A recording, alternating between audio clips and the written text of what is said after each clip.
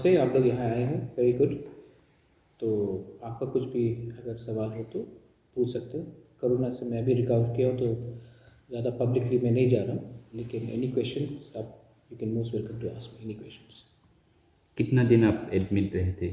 काफ़ी दिन home eventually hospital में आपको वो ट्रीटमेंट नहीं मिलता है, तो घर में ही बैठकर इंजेक्शन एडमिनिस्ट्रेट किया गया, सलाइन दिया गया। हॉस्पिटल में मैं थोड़ा दिन के लिए था, लेकिन जब कोविड किसी को होता है तो डॉक्टर विजिट नहीं करता हॉस्पिटल में, सिर्फ नर्सेज देखते हैं। तो प्राइवेट वार्ड हो या जनरल वार्ड हो, घर में ही बैठकर अगर उसका ट्रीटमेंट होता है तो मुझे थोड़ा आराम रहा उसी में, क्योंकि मुझे कोविड निमोनिया हो गया था। आई गॉट कोविड निमोनिया, और क्योंकि मेरे पहले से ही हार्ट में अंडरलाइनिंग कंडीशन है, स्टेंट है, सो एक्स्ट्रा प्रिकॉशंस लेना पड़ा। कैसा फीलिंग हुआ जब? Not a very good feeling, इसके लिए मैं समझ सकता हूँ। मुझे जो कोविड लगा वो स्ट्रॉन्ग स्ट्रेन था, वो स्ट्रेन वॉज वेरी स्ट्रॉन्ग। और एनीवे अभी भी वीकनेस है, कमज़ोरी है, बट कोविड होने के बाद मुझे समझ में आता है कि जो सीनियर लोग हैं, जो एल्डरली है, उनको क्या कैसा काफ़ी दिक्कत होता है। हाँ, बहुत दिक्कत होता है। आफ्टर इफेक्ट्स अभी भी है, लेकिन स्लोली रिकवरी है। मुझे 31 इंजेक्शंस दिया गया, ब्लड थिनर्स हो, स्टेरॉइड्स हो, तो उसका इफेक्ट सिस्टम में रहता है अभी। कोरोना होने से आपका पर्सनल वर्क में कुछ दिक्कत आया है क्या? नहीं, कुछ तो कर नहीं सकते ना, क्योंकि साइड इफ़ेक्ट्स है। लेकिन हाँ, पर्सनल वर्क नहीं, लेकिन कष्ट तो बहुत हुआ, बहुत कष्ट हुआ। कोरोना होने के वजह से आप मिस कर दिया tree spring, new year, happy Christmas, new year, spring, Christmas? बहुत शादी थे जिसमें मुझे इनवाइट किया गया था, प्रोग्राम्स था। लेकिन अब कोरोना में होने से सिर्फ आपको नहीं होता, आप किसी और को भी दे सकते हैं, तो सोशल डिस्टेंसिंग प्रिकॉशन तो मेंटेन करना पड़ता है। तो उसमें काफ़ी दिक्कत आया। अभी भी मैं ओपनली प्रोग्राम्स अटेंड नहीं कर रहा हूँ, क्योंकि एग्जॉशन, वीकनेस, और मैंने 1 महीने के बाद कोरोना का टेस्टिंग कराया था। 1 महीने के बाद भी मेरे सिस्टम में कोरोना पॉजिटिव आया, तो मतलब कि काफ़ी स्ट्रॉन्ग वो था। उसके ऊपर से निमोनिया, उसके ऊपर से तो काफ़ी हो रहा है। अभी तो सर वैक्सीनेशन भी आया है सर, वो दवाई क्या लेंगे? वैक्सीन में अभी तो मैं इम्यून हूँ अगले 5 महीने तक या 4 महीने तक, जो भी 6 महीने तक, जो भी उनका वो है। लेकिन मैं इनकरेज करूँगा आदमी लोगों को, स्पेशली जो सीनियर सिटीजन है, फ्रंट लाइन वर्कर्स है, उनको वैक्सीनेशन लेना चाहिए। वैक्सीनेशन में पॉलिटिक्स नहीं होना चाहिए। ये वैक्सीनेशन पूरे वर्ल्ड में हो रहा है, और वैक्सीनेशन में पॉलिटिक्स नहीं होना चाहिए। फ्रंट लाइन वर्कर्स, जो सीनियर सिटीजन है, जिनको पहले से हार्ट का कंडीशन हो या शुगर का प्रॉब्लम हो या कोई भी और मेडिकल कॉम्प्लिकेशंस हो, they should take the vaccine. And I hope that ये जो कोविड हुआ है, इससे सिर्फ हेल्थ प्रॉब्लम नहीं हुआ है, सोशल प्रॉब्लम्स हुआ है, इकोनॉमिक प्रॉब्लम्स। कितने लोगों का नौकरी चला गया, कितने लोगों को का बिजनेस बंद हो गया या लॉसेस हुआ है। तो मैं चाहता हूँ कि जल्द से जल्द जितने लोगों को वैक्सीनेशन किया जाए तो अच्छा रहेगा। एंड आई वेलकम इंडिया के साइंटिस्ट लोग ने 1 साल के अंदर ही इस मेडिसिन को निकाला है। इसके लिए आई थिंक सबसे पहला कॉम्प्लीमेंट कोई पॉलिटिकल पार्टी को नहीं जाना चाहिए। सबसे बड़ा कॉम्प्लीमेंट जाना चाहिए to the scientist, to the doctors, to the researchers, to the frontline workers, जिन्होंने काम किया और जिन्होंने ये मेडिसिन का एक इतने जल्दी एक they have come out with vaccine also. कहीं में वैक्सीन इज 70% हैज़ एफिकेसी, कहीं में 95, बट मोर और less vaccine is a huge improvement. Because बहुत लोग बोल रहे थे कि 2 साल तक नहीं है, वैक्सीन आएगा, 3 साल तक नहीं आएगा, लेकिन इंडियन साइंटिस्ट लोग ने किया है, सो आई सैल्यूट देम। आपने कांग्रेस का प्रेसिडेंट छोड़ते हुए 3 महीना हो गया। आपका आइडियोलॉजी जो यूनिटी का आइडियोलॉजी नहीं, मेरा आइडियोलॉजी है रीजनल आइडेंटिटी। मेरा रीजनल आइडेंटिटी में यूनिटी ऑटोमेटिकली आता है। इस 18 साल में कितना इम्प्रूव? 18 महीने में 18 महीने में 18 महीने में नहीं, इम्प्रूवमेंट तो हुआ है, लेकिन मैंने भी देखा है कि जब तक हम लोग रीजनल पार्टीज सिर्फ त्रिपुरा में नहीं, पूरे नॉर्थ ईस्ट में, नॉर्थ ईस्ट क्यों, बंगाल में आप देख लीजिए आज जो ममता को छोड़ के बीजेपी ज्वाइन कर रहा है वो तो रीजनल पार्टी है ना, तृणमूल कांग्रेस। तो रीजनल यूनिटी को तोड़ के ही नेशनल पार्टीज आगे बढ़ेंगे। कांग्रेस हो, बीजेपी हो, कम्युनिस्ट पार्टी हो, वो तभी आगे बढ़ेंगे जब रीजनल पार्टीज कमज़ोर होंगी, रीजनल लीडर्स कमज़ोर होंगे। तो ये मैंने नोटिस किया है, लेकिन मेरा माइंड और भी क्लियर हो गया है कि अगर इंडिया को आगे बढ़ना है तो अपने रीजन के बारे में उनको ज़्यादा सोचना पड़ेगा, ना कि दिल्ली, बॉम्बे, कलकत्ता, बैंगलोर और हैदराबाद, इन 5 शहरों से भी आगे हिंदुस्तान है। और ये इंडिया हमारा इंडिया है, ये त्रिपुरा हम लोग का इंडिया है। जैसे मैं बोलता हूँ कि अगरतला से भी बाहर एक त्रिपुरा है, दिल्ली से भी बाहर एक इंडिया है। और ये नेशनल पार्टीज लोग दिल्ली में बैठकर आराम से अपना पॉलिटिक्स करते हैं और तब हमको वहाँ से खबर करते हैं कि क्या करना है। मैं भी कांग्रेस में था, बहुत साल तक था, और मैंने देखा कि नेशनल पार्टी में रहकर मैं अपने लोगों का एजेंडा, एस्पिरेशंस आगे नहीं ले जा सकता। और जब मुझे बोला गया कि CAA में आप इतना ज़ोर से अपोज मत कीजिए, NRC को आप विड्रॉ कीजिए और इसको अपॉइंट मत कीजिए, उसको अपॉइंट कीजिए, ये ठीक है, वो ठीक है, तो मुझे लगा कि मैं चमचागिरी और गुलामी नेशनल पार्टी का, कोई भी हो, बीजेपी हो, कांग्रेस हो, मैं या CPM हो, इन नेशनल पार्टीज़ का चमचागिरी नहीं करूँगा। और अगर जो भी मुझे करना है तो मैं अपने रीजनल पार्टीज़ के लिए काम करूँगा, बस। एक चीज़ ऐसा है कि त्रिपुरा में खास करके कोई भी चीज़ हो जहाँ पर पॉलिटिकली इफेक्ट ज़्यादा होते हैं, और आजकल देखते हैं कि युवा लोग भी वहाँ पर ज़्यादा लोग इंक्लूड हो रहे हैं, तो उस समय युवा को आप क्या संदेश देंगे? मेरा जो भी संदेश होगा युवा सुनेगा नहीं, क्योंकि ये तो खून में है ना पॉलिटिक्स। तो जिनको पॉलिटिकली इंटरेस्ट है वो पॉलिटिकली अपना हर चीज़ में, जैसे वैक्सीन का पॉलिटिक्स करेंगे, कोई नौकरी का पॉलिटिक्स करेगा, कोई टूरिज्म में पॉलिटिक्स करेगा, कोई एग्रीकल्चर में पॉलिटिक्स करेगा। तो ये सवाल अगर ये आप मुझसे 18 महीने पहले पूछते तो मैं उसका जवाब अलग देता। लेकिन सबसे पहले लीडर को एक बात समझना चाहिए कि जितना आप हर चीज़ में पॉलिटिक्स लाओगे और उसका सोल्यूशन नहीं लाओगे, लेकिन पॉलिटिकल प्रॉब्लम को आप हाईलाइट करोगे लेकिन सोल्यूशन आपके पास नहीं है, तब तक स्टेट में इकोनॉमिक एक्टिविटी नहीं बढ़ेगा। कोई भी आपके स्टेट में इन्वेस्टमेंट नहीं करेगा अगर आप हर चीज़ को आप पॉलिटिक्स में ले जाएं। तो यूथ को भी समझना चाहिए कि आपको पॉलिटिकली अवेयर होना है। पॉलिटिकली अवेयर का मतलब क्या है कि हर चीज़ में पॉलिटिकली एक्सप्लॉइट ना हो। एक्सप्लॉइटेशन सरकार भी करती है, एक्सप्लॉइटेशन ऑपोजिशन भी करती है। दोनों से आपको समझना है कि किस में किसका क्या बेनिफिट है और स्टेट का क्या इकोनॉमिक और जनरल बेनिफिट है। तो मेरा संदेश यही है कि आप ब्लैक एंड वाइट सब चीज़ को मत समझिए।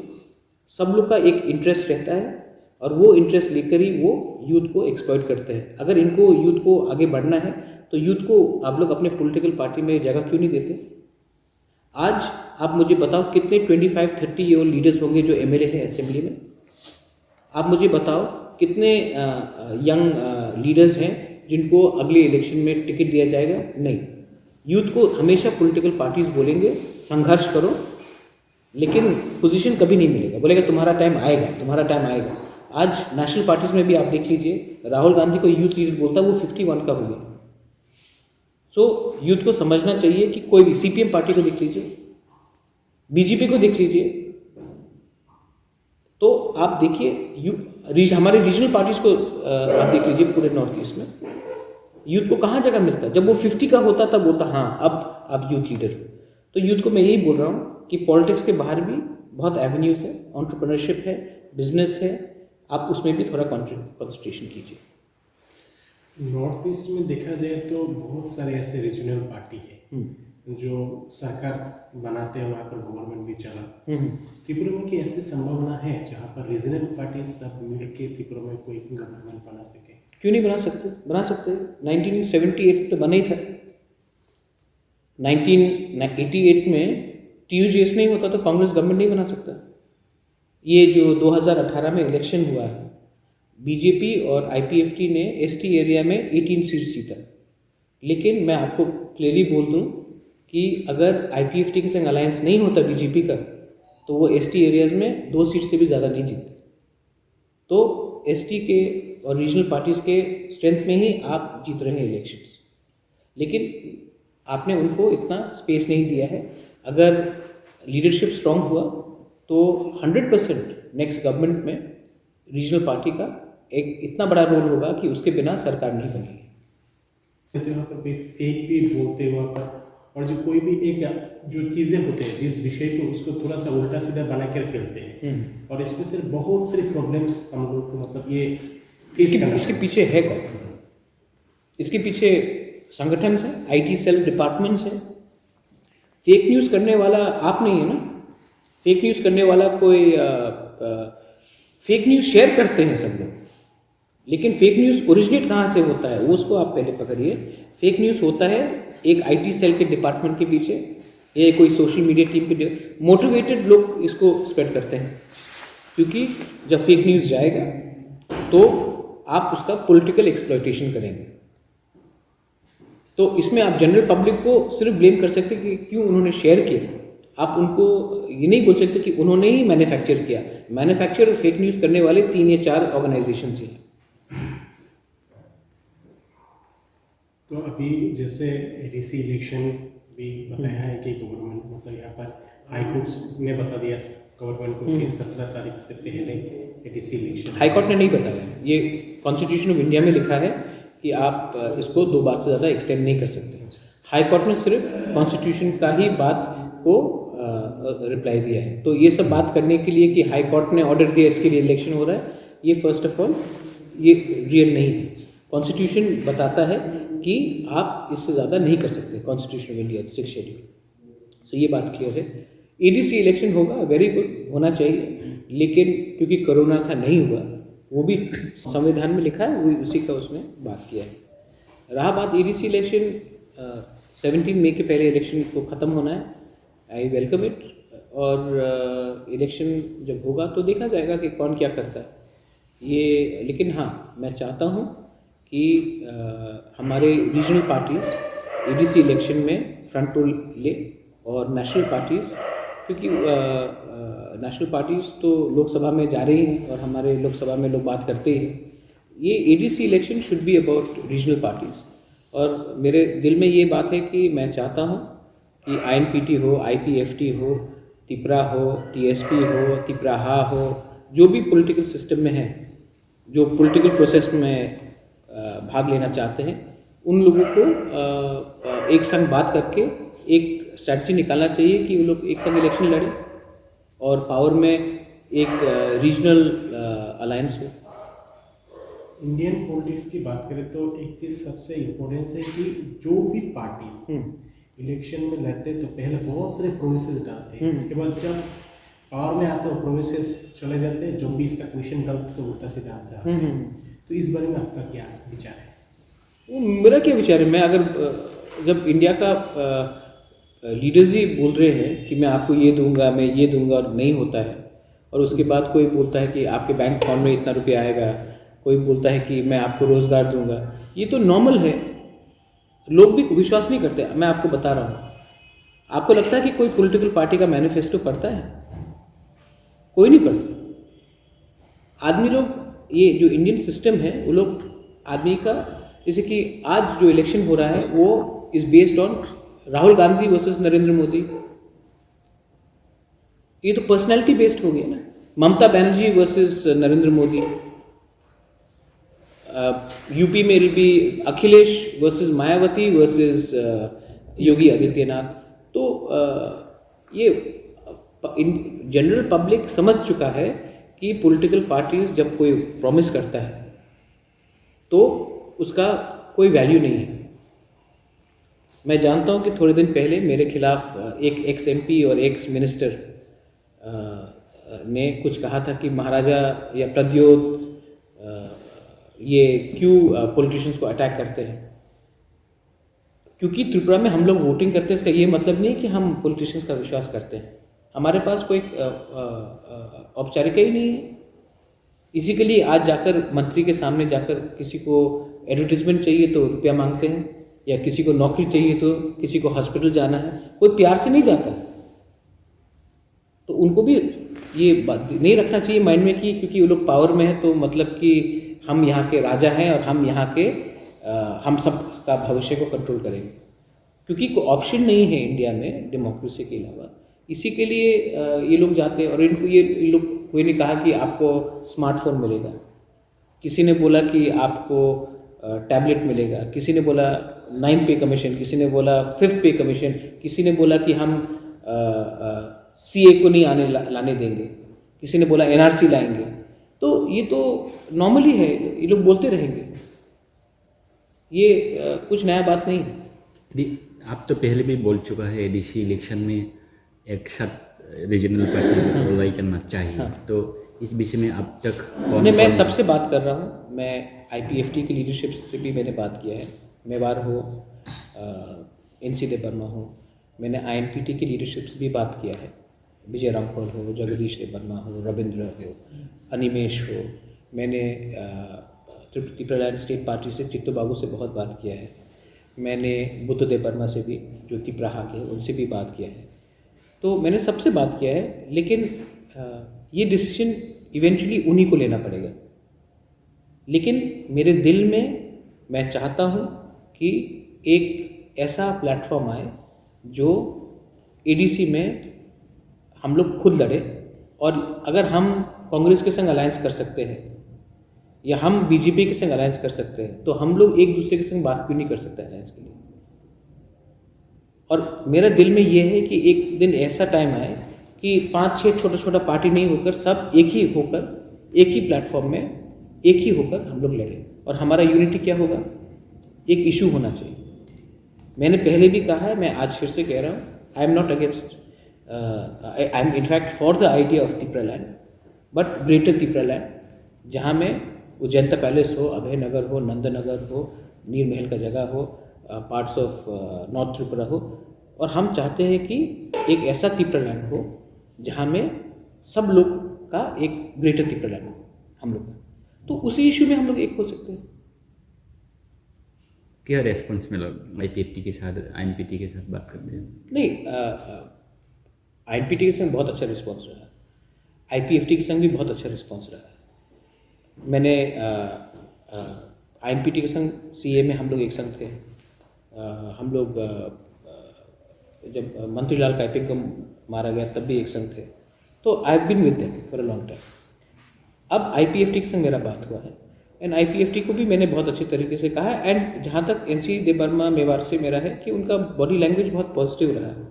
अब उनको जवाब देना है मुझे कि वो लोग क्या चाहते हैं। मैं रेडी हूँ, अगर आईएनपीटी मुझे चाहता है, आईपीएफटी मुझे चाहता है, मैं दोनों तरीके से रेडी हूँ। लेकिन पहले उनको डिसाइड करना है कि वो एडीसी इलेक्शन में रीजनल अलायंस करेंगे या फिर नेशनल पार्टी के संग अलायंस करेंगे। मेरे दिल में यही है कि हम रीजनल अलायंस करें नेशनल पार्टी के संग। इलेक्शन के बाद पोस्ट पोल आप किसी से भी बात कीजिए, वो नो प्रॉब्लम, क्योंकि वो दिल्ली, हमको दिल्ली का भी दरकार है अपना गवर्नमेंट चलाने के लिए। लेकिन इलेक्शन से पहले अगर हमने एडीसी एरिया में ज़्यादा सीट्स ऑफर किया नेशनल पार्टी को, तो नुकसान तिपरासा का ही होगा, नुकसान हम लोग इंडिजिनस लोगों का ही होगा, क्योंकि नेशनल पार्टी सीए में कुछ नहीं बोल सकती, नेशनल पार्टी एनआरसी में कुछ नहीं बोल सकती। मैं तो था ना नेशनल पार्टी में, मैं जानता हूँ नेशनल पार्टी हमारे लोकल इश्यूज़ में दिल्ली में जाकर कुछ नहीं कर सकता, वो हम लोग ही कर सकते हैं। हम लोग का कस्टमरी लॉ, नेशनल पार्टी अगर कल बोलेगा कि हमारा कस्टमरी लॉ कहीं और से डिक्टेट होगा, वो नहीं चलेगा। कल कोई ऑर्डर आएगा दिल्ली से या कहीं और से कि नेशनल पार्टी डिसाइड करेगा कि इसका ये कस्टमरी लॉ होगा या त्रिंग नहीं होगा या हौजागिरी में ये होगा, ये तो ये सब नहीं चलेगा। इसके लिए एडीसी में हम लोग को रीजनल पार्टी को ही कंट्रोल करना चाहिए, और कंट्रोल करने के लिए हम अलायंस नेशनल पार्टी को इतना सीट्स नहीं दे सकते। जो वो बात मानेगा उसी के साथ मेरा सपोर्ट रहेगा। त्रिपुरा के साथ पाताल कन्ना और आईएनपीटी के 3 संगठन सोशियो इकोनॉमिक विषय में अलायंस भी हुआ था।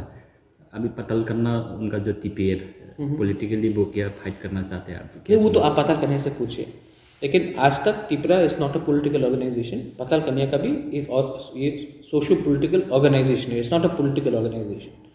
और पताल कन्या ने मुझे हमेशा कहा है कि वोट बॉयकॉट वो करना चाहती है क्योंकि उनका केस सुप्रीम कोर्ट में है।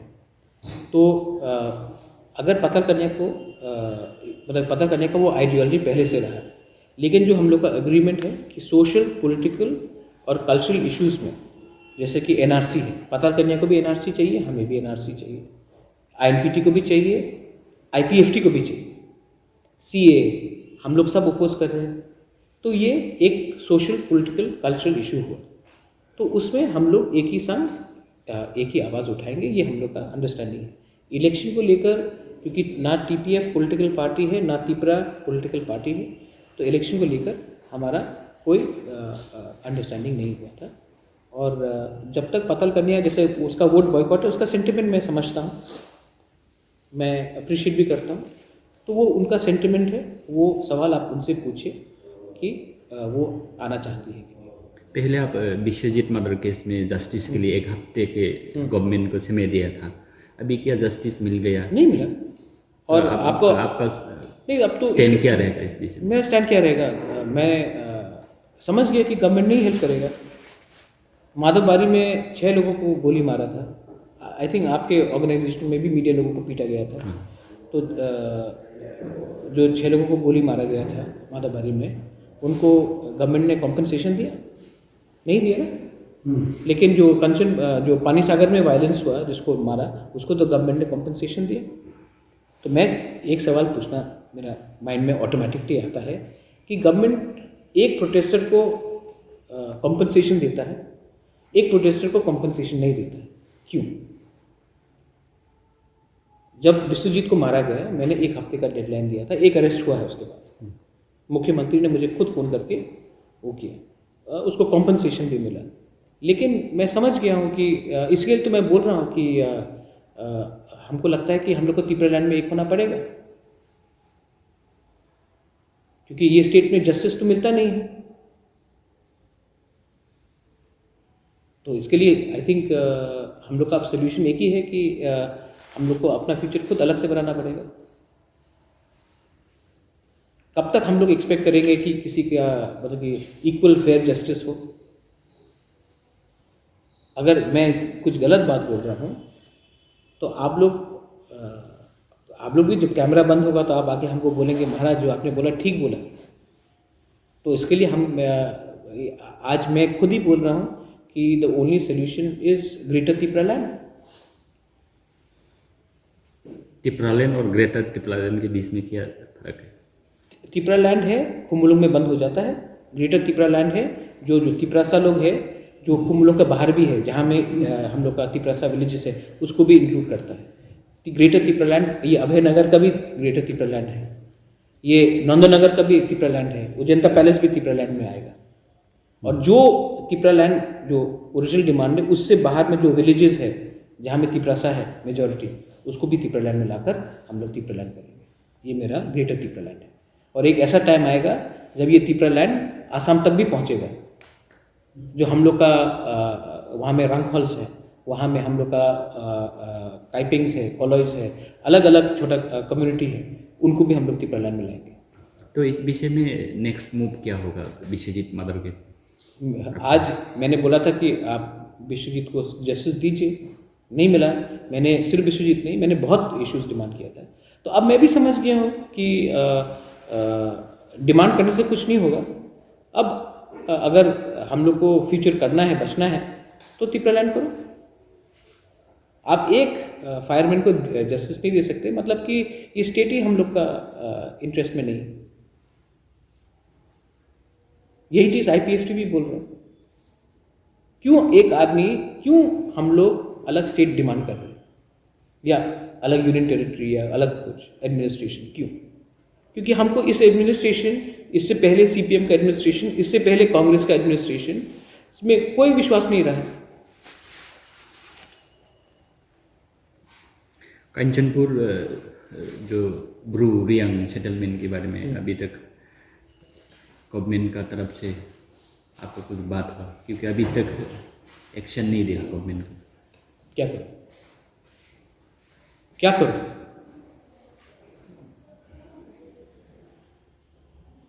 जब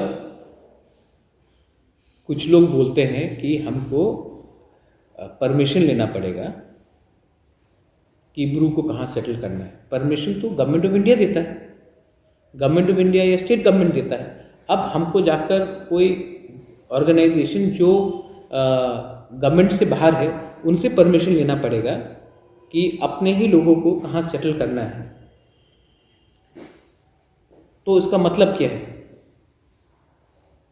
जब बांग्लादेश में इतना अत्याचार हुआ हमारे हिंदू बंगाली ब्रदर्स का एंड सिस्टर्स का, तो जब वो इंडिया आए तो क्या उन्होंने परमिशन मांगा था जमाती अहदा से या क्षत्रिय समाज से या कोलाई दफा से या किसी से नहीं ना। गवर्नमेंट ऑफ इंडिया ने उनको शरणार्थी जैसे रखा। तो आज अपने ही ज़मीन में हम लोग अगर अपने लोगों को सेटल करें या गवर्नमेंट के ज़मीन में सेटल करें फॉरेस्ट में, तो हमको किसी और से परमिशन लेने का क्या दरकार है? गवर्नमेंट ऑफ इंडिया परमिशन देगा ना। तो बात तो क्लियर है। मैंने ब्रू के लिए पहले से लड़ा हूँ, अभी भी लड़ूंगा, क्योंकि जब तक ब्रू कम्युनिटी ऊपर नहीं उठेगा तिपरासा दफा भी ठीक से नहीं चलेगा। और हम लोगों को देवबर्मा, जमातिया, कोलॉय, रांगखोल, दारलोंग, रूपिनी, रियांग सोच के नहीं, हम लोग को तिपरासा बन के आगे बढ़ना पड़ेगा, वरना ये डिवाइड एंड रूल में कोई और आगे निकल जाएगा। सिर्फ इलेक्शन के पहले ट्रिप्लालैंड, ग्रेटर ट्रिप्लालैंड डिमांड करने से क्या नहीं होता? तो क्या करना चाहिए, क्या मैसेज है? यूनिटी, इलेक्शन में एक हो जाओ। मैं आई एम रेडी। मैं आज भी बोल रहा हूँ, अगर IPFT बोलता है कि हम ADC में एक संग लड़ेंगे, मैं रेडी हूँ। INPT से भी, अगर INPT को भी मैं ला सकता हूँ एक संग, मैं रेडी हूँ। एक होने के लिए मैं रेडी हूँ, अभी भी रेडी हूँ। लेकिन ये उनको रिप्लाई मुझे जल्दी से जल्दी देना पड़ेगा। It's a very clear case कि अगर आप चाहते हैं कि प्रद्योत आपके संग रहे तो आप मुझे बता दो, क्योंकि मेरा एक ही क्लियर डिमांड है कि ADC में हम लोग को एक होना चाहिए और नेशनल पार्टीज को इतना जगह नहीं देना चाहिए।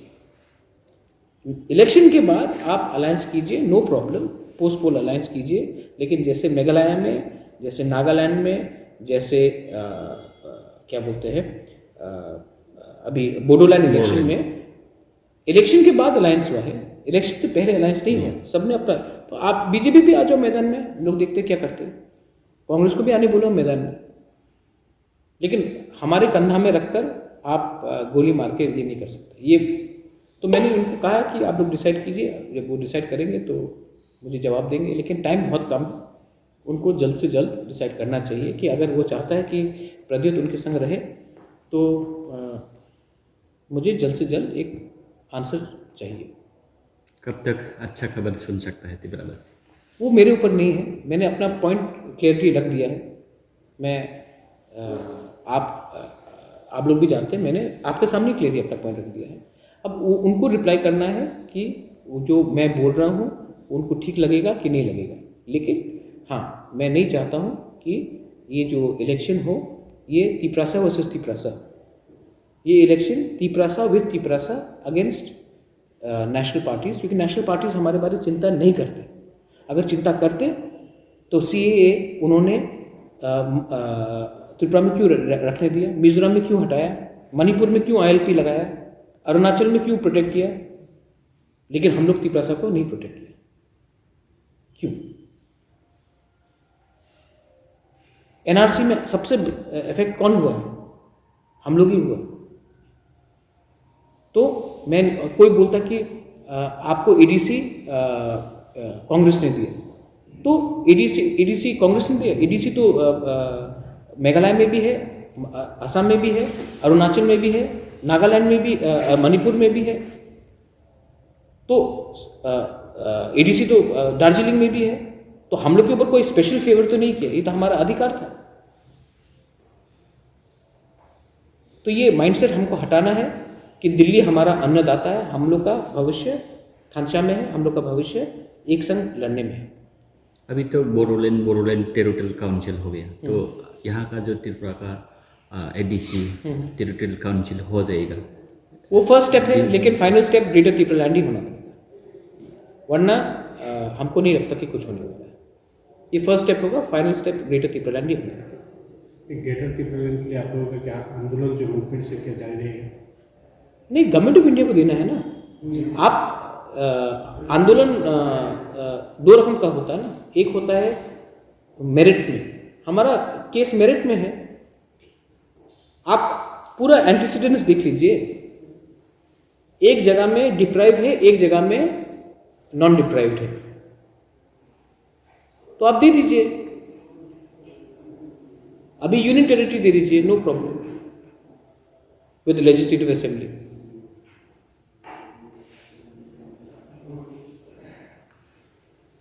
तो आप ये बोलना चाह रहा है त्रिपुरालैंड या ग्रेटर त्रिपुरालैंड ही त्रिपुरासा का लास्ट सोल्यूशन है? क्योंकि हमें जस्टिस नहीं मिलता, हमें मैंने भी देख लिया, तो चलो हम लोग अपना करते हैं। आसाम में खासी जयंती गारो को जस्टिस नहीं मिला तो उन्होंने मेघालय बनाया, नेफा में जस्टिस नहीं मिला तो अरुणाचल बना, आसाम में मिजो को यूटी में से उनको खुश नहीं रहा तो मिजोरम स्टेट बनाया। अगर सब लोग आसाम में ही खुश थे तो आसाम तोड़ के अलग अलग स्टेट्स क्यों बनाया? क्योंकि उनको लगा कि आसाम का एडमिनिस्ट्रेशन हैंडल नहीं कर सक रहे। तेलंगाना क्यों बना? गोरखालैंड का डिमांड क्यों है? आज मध्य प्रदेश में और यूपी में बुंदेलखंड का डिमांड है। तो हम भी बोल रहे हैं कि ये एडमिनिस्ट्रेशन, ये हो, इससे पहले सीपीएम हो, इससे पहले कांग्रेस हो, किसी ने भी, हमको लगता है कि हम लोग का नहीं होगा, इसके लिए आप अलग से दीजिए बस।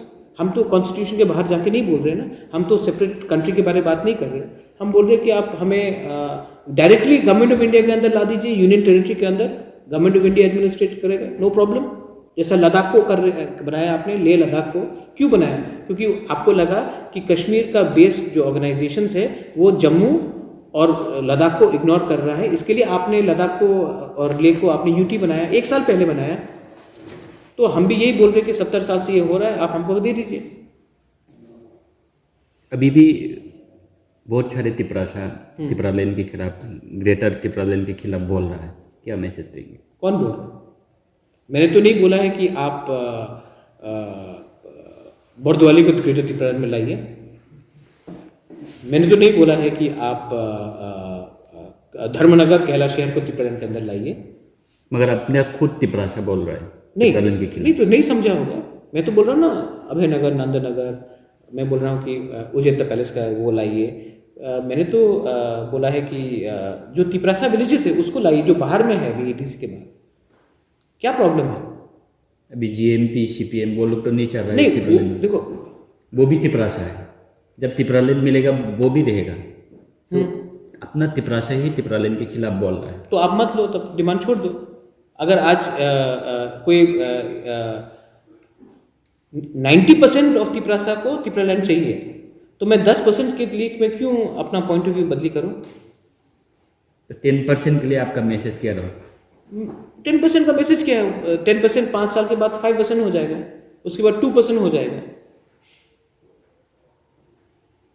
10% के लिए ये जो हम लोग का डिमांड, आप लोग तो पावर में थे ना, आपने बहुत जीएमपी का नाम लेकर आप बोल दो, तो आप जीएमपी को बताओ कि क्यों दशरथदेव को 88 या 90 में आपने सीएम बनाया। आप जीएमपी से पूछ लो कि गणमुक्ति परिषद का ओरिजिनल एम क्या था। आप पूछ लो जीएमपी को कि क्यों जीएमपी लोग प्राइवेटली आकर हम लोग से कुछ और बात बोलते हैं और पब्लिकली कुछ और बात बोलते हैं। जीएमपी जो शुरू हुआ और जो जीएमपी आज बन गया, उसमें बहुत फर्क है। ये जीएमपी को पहले ऑर्डर आता है कहीं और से, सामने प्रेस कॉन्फ्रेंस में एक त्रिपुरासा का शक्ल रहता है, वो बोलता है, लेकिन ऑर्डर तो कहीं और से आ रहा है। और ये सिर्फ जीएमपी में नहीं है, ये बात कांग्रेस में भी है, यही बात बीजेपी में भी है। इसके लिए तो बीजेपी के सब लोग चुप थे ना, सीए जब हुआ, सब सीए में किसी ने क्यों नहीं आवाज किया? जब आप लोग का केबल चैनल को बैन किया जाता है अगरतला में, तो क्यों नहीं ये लोग आवाज़ करते हैं?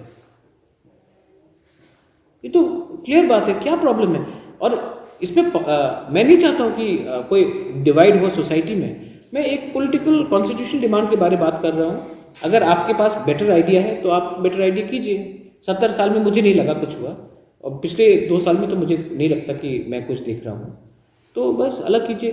2021 में सर्वे होगा, सेंसस होगा, उसके बाद डिलिमिटेशन होगा, आप देखना तब क्या आग लगता है। एक लास्ट क्वेश्चन मेरा, इलेक्शन तो बहुत सारे इलेक्शन आता है, असेंबली इलेक्शन आता है, एडीसी इलेक्शन, पंचायत इलेक्शन, अभी सामने एडीसी इलेक्शन है। इस एडीसी इलेक्शन में अपना ग्रेटर टिपलन पाने के लिए क्या रोल रहेगा और आपका प्लानिंग क्या है, आपका रोल क्या रहेगा इस एडीसी इलेक्शन? मुझे मालूम नहीं, मैंने अपना ऑफर सबको दिया है। मैं होप करता हूँ कि ये महीने के अंत तक वो अपना जवाब दे देगा। अगर आईपीएफटी और महाराज और आईएनपीटी एक हो जाए तो हमको रोकने वाला कोई नहीं है इस इलेक्शन में। अगर दोनों में से कोई अग्री नहीं होता तभी भी मैं एक के संग जाने के लिए रेडी हूँ, लेकिन उन दोनों को डिसाइड करना है, क्योंकि मुझे नहीं लगता कि प्रॉब्लम मैं हूँ, मुझे लगता है कि प्रॉब्लम उनके बीच में है। मैं अपील मैंने उनको किया है, और मुझे लगता है क्योंकि Vijay Ramphal is positive, Mewar and NC Debbarma is positive, Animesh is positive, तो मुझे लगता है कि इतना मेच्योरिटी आ गया है कि हम लोग कोई सोल्यूशन का हल निकालें। अगर नहीं हुआ तो ये हमारा बदकिस्मती है, और हम लोग हारेंगे इलेक्शन, एक दूसरे से लड़ेंगे, एक दूसरे को गाली बकेंगे, और फ़ायदा किसी और को मिलेगा, और एडीसी का भी कोई सोल्यूशन नहीं होगा। मैं आपको ओपनली बोल रहा हूँ, मैं दूसरा नेता जैसा नहीं हूँ जो कुछ यहाँ में बोलूँ और कुछ वहाँ में बोलूँ। मैंने डायरेक्ट बात बता दिया।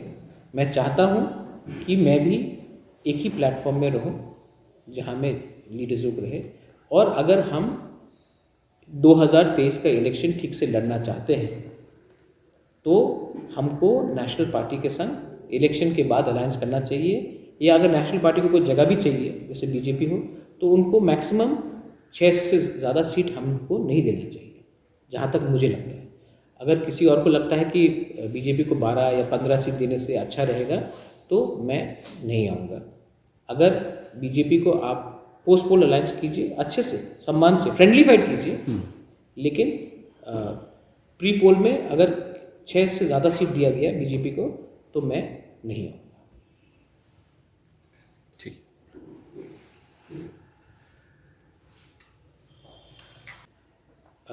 मैंने उनकी लीडरशिप से बात भी किया है। एक व्यक्ति भी आया था, दीपांकर देबबर्मा, उनके ऑर्गेनाइजेशन से, और वो केस सुप्रीम कोर्ट में गया है। मैंने कहा है कि सुप्रीम कोर्ट में जो भी आपका खर्चा होगा आप मुझे बताइए, मैं आपके खर्चे को मैं अपने तरीके से अपनी तरफ से कंट्रीब्यूट भी करूँगा, लेकिन इसको अब हमको लीगली फाइट करना पड़ेगा, क्योंकि पॉलिटिकली फाइट करने से मुझे नहीं लगता कि स्टेट गवर्नमेंट ये बात सुनने वाला है या सेंट्रल गवर्नमेंट। तो मैंने 10,323 टीचर्स के रिप्रेजेंटेटिव दीपांकर देबबर्मा को और उनके लॉयर से भी मैंने बात किया था कि जो भी लीगल फीस होगा, एक्सपेंसेस होगा सुप्रीम कोर्ट में, क्योंकि वो कम दाम का नहीं है, मैं उसमें उनको फुल सपोर्ट करने के लिए तैयार हूँ, क्योंकि मैं समझ सकता हूँ कि एक परिवार का या इतने परिवार का नौकरी जाने से उनको कितना प्रॉब्लम होगा। ये हमको लीगली फाइट करना चाहिए, और Tipra Motha legally full backing with fees देने के लिए तैयार है। मैंने उनको ये ऑफर दे दिया है। अभी 41 डेज चल रहा है, तो अभी भी गवर्नमेंट की तरफ से कोई एक्शन नहीं लिया उस विषय में, आप गवर्नमेंट से कुछ बोल सकते हैं? गवर्नमेंट को मैं कुछ भी बोलूँ, मैंने विश्वजीत देबबर्मा के बारे में बोला, कुछ नहीं हुआ। मैं अभी भी बोलूँगा तो गवर्नमेंट कुछ बात सुनने वाला नहीं है। मेरा आवाज़ कोई स्पेशल नहीं है, क्योंकि मैं गवर्नमेंट में भी नहीं हूँ। तो मुझे लगता है कि सबसे अच्छा बात है कि हम लीगली ये मामले को सुप्रीम कोर्ट में ले जाए, बेस्ट लॉयर को हायर करें, और बेस्ट लॉयर से एक ऑर्डर निकाल के लाए कि 10,323 टीचर्स का जो नौकरी को वापस लेके आना चाहिए। आंदोलन से अभी मुझे नहीं लगता कि कुछ होगा। ये बात को हमको जल्द से जल्द हिंदुस्तान का बेस्ट लॉयर्स को लेकर सुप्रीम कोर्ट जाना चाहिए और एक ऑर्डर लेके आना चाहिए उनके पक्ष में। और लास्ट 2021 नया साल गया है, आपकी तरफ से पूरे राज्यवासी को क्या शुभेच्छा करता है? मैं शुभेच्छा ये करूँगा कि ये 2021 2020 जैसा नहीं हो। 2020 में सबसे खराब साल गया है। 2021 में जिनका नौकरी गया है उनको वापस नौकरी मिले, जिनका बिजनेस को बहुत ख़राब से नुकसान हुआ है मैं चाहता हूं कि उनका बिजनेस वापस ठीक से आए। और मैं चाहता हूं कि 2021 में हम तिपरासा, बंगाली, हिंदू, मुस्लिम, क्रिश्चियन एक दूसरे से ना झगड़ा करें और आइडेंटिफाई करें कि हमारा असल में प्रॉब्लम हमारा खुद का ही पॉलिटिकल सिस्टम है जो हमें डिवाइड करना चाहता है। इसके लिए मैं सिर्फ ये बोलना चाहता हूँ, जब मैंने ब्रीडर तिपरालैंड के लिए बोला है, मैं नहीं चाहता हूँ कि हम कोई बंगाली को कष्ट देना चाहे या कोई और कम्युनिटी को कष्ट देना चाहे और वाइस वर्सा।